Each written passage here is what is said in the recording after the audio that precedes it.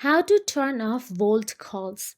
If you want to turn off VoLTE, voice over LTE calls on your iPhone, then here is how to do it. First of all you have to do is open the settings app on your mobile device.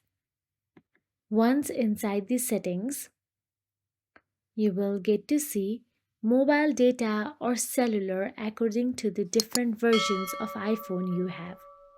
Tap on it.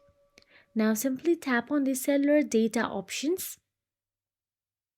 Then tap on the voice and data.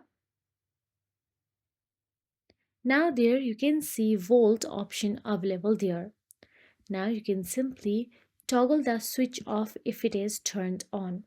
After turning off, your phone will use older 2G 3G networks for voice calls instead of LTE.